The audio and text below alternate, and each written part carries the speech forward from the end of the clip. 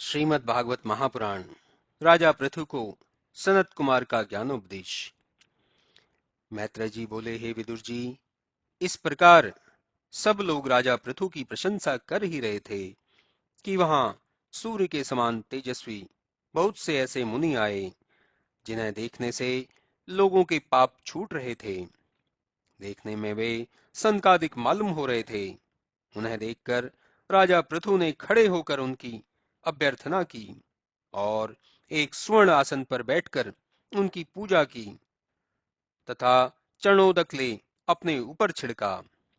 फिर बड़े श्रद्धावान और जितेंद्रिय पृथु जी ने उन ऋषियों से प्रसन्न होकर कहा, हे मंगलमय महर्षियों, यह मेरा अबोह भाग्य है जो मुझे आप लोगों का दर्शन प्राप्त हुआ।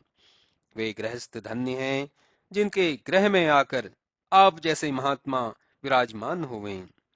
हे श्रेष्ठ ब्राह्मणों, आप लोगों का आगमन बहुत अच्छा हुआ। हे स्वामियों, क्या मेरे कल्याण का कोई उपाय आप बतला सकते हैं?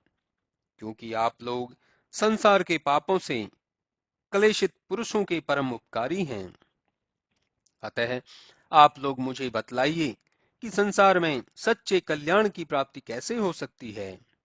सब समझते हैं कि आप जैसे सिद्ध पुरुष आत्मज्ञात को प्रकाशित करने के लिए ही इस पृथ्वी पर विचर रहे हैं और वास्तव में आप जन्म रहित भी हैं। मैत्रेय जी कहते हैं कि राजा पृथु के ऐसे वचन को सुनकर सनत कुमार जी मुस्कुराते हुए बोले, हे महाराज, आपको धन्य है जो आप विद्वान होते हुए भी लोकोपकारी प्रश्न कर रहे हैं। क्यों ना हो, संतों की बुद्धि ही ऐसी होती है। हे राजन, आप हम लोगों से कल्याण मार्ग क्या पूछते हैं जिसे आप पहले से ही धारण किए हुए हैं। विष्णु जी की भक्ति करने से वासनाएं स्वयं ही नष्ट हो जाती हैं और जब विषयों से प्रेम नहीं रहता तब मन निर्गुण ब्रह्मरूप आत्मा में दृढ़ हो जाता है। कल्याण का यही सच्चा साधन है। अधिकारी व्यक्ति इसी प्रकार चित्त शुद्ध कर अर्थात विषयों से रहित होकर विष्णु जी की कथाओं को सुनते हुए योग के अष्टांगों का पालन कर परम पद मोक्ष का भागी होता है। परंतु बिना वैराग्य के कुछ नहीं होता। गुरु और शास्त्रवाद में विश्वास रखना, सदैव योगी पुरुषों की सेवा करना और विष्णु जी की पवित्र कथाओं को सुनते रहना तथा कुसंग में न पड़ना आत्म कल्याणकारी है। अहिंसा, चित्त का वशीकार, मुदिता अर्थात परमहंस के समान सदैव प्रसन्न रहना, सदैव आत्मस्वरूप का स्मरण करना, विष्णु जी के चरित्रों का यशोगान करना, किसी की निंदा न करना, केवल भोजन, वस्त्र इत्यादि निर्वाह के लिए ही उद्योग करना, जाड़ा गर्मी आदि को समान सहन कर लेना उत्तम अभ्यासी का कर्तव्य है। ऐसे अभ्यासी के हृदय में ईश्वर की परम भक्ति शीघ्र ही स्थापित हो जाती है और वह क्रमशः निर्गुण आत्म स्वरूप में स्थित हो जाता है। हे राजन, वासनाएं ही तो कष्ट का कारण हैं। यदि वासनाएं ना हो तो कष्ट किस बात का। ज्ञान में स्थिति का ही दूसरा नाम मोक्ष है। मोक्ष पर किसी का वश नहीं चलता। मनुष्य को विवेकी होना चाहिए। विवेक ही उसे अमरत्व प्रदान करता है। अंतर्यामी भगवान सब में और सर्वत्र पूर्ण प्रकाशित हैं। उसकी माया बड़ी विचित्र है। बिना विवेक के वह माया दूर नहीं होती। मनुष्य को जब विवेक हो जाता है तब उसे सब में केवल परमात्मा ही भाषित होता है। परमात्मा का कोई जन्म मरण नहीं होता। वह आवागमन से मुक्त सत्य और ज्ञान स्वरूप है। सारी प्रकृति उसी के वश में है। मैं उस परमात्मा को प्रणाम करता हूँ। हे पृथु जी, आप उन्हीं शरणागतों के रक्षक विष्णु जी को भजें। वही सब पापों से पार उतारने वाले हैं। मैत्रेय जी कहते हैं, हे विदुर जी, जब भगवान ब्रह्मा के पुत्र सनत कुमार जी ने इस प्रकार भली भांति आत्म तत्व को दिखलाया तो उसे सुनकर महाराज पृथु ने उनकी बड़ी प्रशंसा की, जिसे सुनकर सनकादि ऋषि मुस्कुराते हुए राजा के देखते देखते आकाश मार्ग से स्वर्ग को चले गए। राजा पृथु उनके बतलाए हुए आत्मविद्या को हृदय में धारण कर ज्ञान में मग्न रहने लगे। कुछ दिन बाद सम्राट पृथु को उनकी अर्ची नामक स्त्री से विजिताश्व, धूमकेश, हर्यक्ष, द्रविण और वृक नामक ये 5 पुत्र उत्पन्न हुए, जो सब गुणों में पिता के ही समान थे। मैत्र जी बोले, तदंतर उसी समय आत्मज्ञानी प्रजापति अपनी वृद्धावस्था देखता हुआ जिस कार्य के लिए यहाँ जन्म लिया था, उस प्रजापालन आदि रूप ईश्वर के आदेश को पूर्ण करके स्थावर तथा जंगम प्राणियों की जीविका चलाने वाला आत्मज्ञानी प्रजापालक, अन्न आदि की वृद्धि करने वाला वह धर्मात्मा विरह से रोती हुई पृथ्वी पुत्रों को सौंपकर स्त्री के साथ तपोवन को चला गया, जिससे प्रजा बहुत दुखित हुई।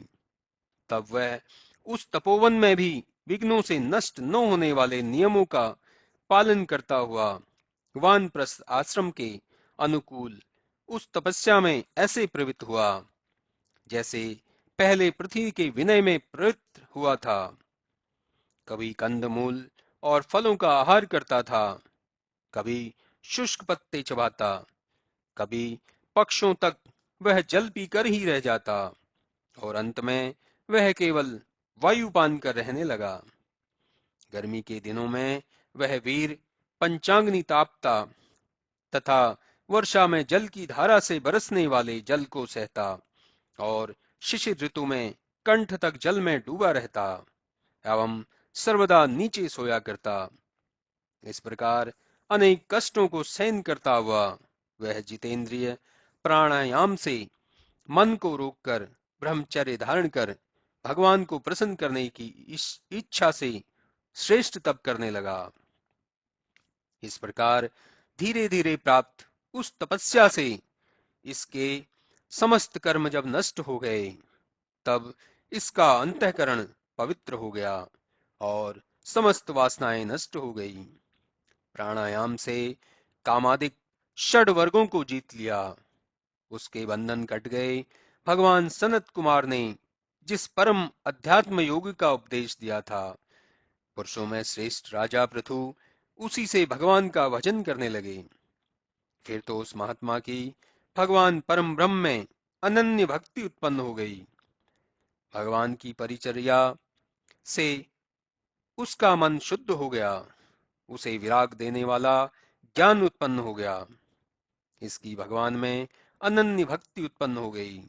सारे संशयों का एवं उपाधि रूप हृदय की ग्रंथि नष्ट हो गई।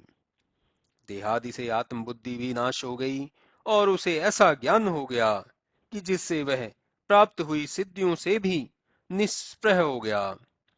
फिर उसने उस परम ज्ञान को भी त्याग दिया, क्योंकि जब तक मनुष्य भगवान की कथाओं में प्रेम नहीं करता, तब तक वह सिद्धियों से प्रमत्त ही रहता है। इस प्रकार वीरवर पृथु ने अपनी आत्मा को ब्रह्म से लगाकर स्वयं ब्रह्मरूप हो समय आने पर शरीर छोड़ दिया। उन्होंने गुदा को पाशनी से रोककर धीरे धीरे वायु को ऊपर उठाया और उसे नाभि में स्थापित किया। फिर वहां से उठाकर कोष्ठ में स्थापित किया, तदंत हृदय में, उसके बाद उर में, पुनः कंठ में, और तब फिर उसे भ्रकुटी में स्थापित किया। फिर उस वायु को क्रमशः ऊपर उठाते हुए ब्रह्मरंध्र में ले जाकर वायु को वायु में लय कर दिया। फिर कठिनाश को पृथ्वी में, तेज को तेज में, छिद्रों को आकाश में और द्रव को जल में, इस प्रकार शरीर को यथास्थान में लय कर दिया। तत्पश्चात अद्वितीय आत्म की प्रतिपत्ति के लिए महाभूतों को भी विलीन कर दिया। इंद्रियों को शब्दादि विषयों में लीन कर दिया। फिर विषयों को अहंकार में और अहंकार को भी महत्व में लीन किया।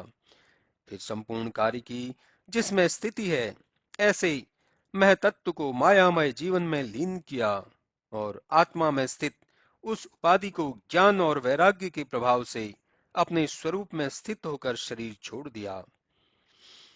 अब उसकी स्त्री को की दशा सुनिए। माया से आरोपित उनकी सारी उपाधियां छूट गई। तब उनकी अर्ची नामक महारानी, जो वन में उनके साथ गई थी, महातपस्वी राजर्षि के वियोग में घोर विलाप करने लगी और लकड़ियों की चिता बना पति के साथ ही अग्नि में प्रवेश कर गई। उनके धर्म पालन को देखकर देवतागण उनकी प्रशंसा करने लगे। अप्सराओं ने धन्य धन्य कह आकाश से फूलों की वर्षा की। देवताओं ने तो बाजे बजाए और उनकी सहस्त्रों स्त्रियों ने एक स्वर में रानी की प्रशंसा करते हुए कहा, अहो, यह स्त्री धन्य है कि जिसने सब प्रकार से अपने पति की भक्ति को वैसे ही स्वीकार किया कि जैसे लक्ष्मी जी विष्णु जी की करती हैं। मैत्रेय जी कहते हैं, हे विदुर जी, महाराज पृथु भगवत भक्तों में इस प्रकार के एक बड़े ही श्रेष्ठ और तेजस्वी राजर्षि थे। जो उन महाराज पृथु के इस चरित्र को श्रद्धा से पढ़ेंगे या सुनेंगे, वे उत्तम लोक के भागी होंगे। ब्राह्मण ब्रह्म तेज, क्षत्रिय राजा, वैश्य धनवान और शूद्र पढ़े तो वह बड़ा सज्जन हो जाएंगे। यदि स्त्री या पुरुष इसे आदर पूर्वक सुने तो उसे उत्तम संतान और धन की प्राप्ति होती है। यह आख्यान आयुवर्धक और सर्वदायक है। यह कली के पापों का नाश करने वाला और सब प्रकार से अर्थ, धर्म, काम और मोक्ष को देने वाला है।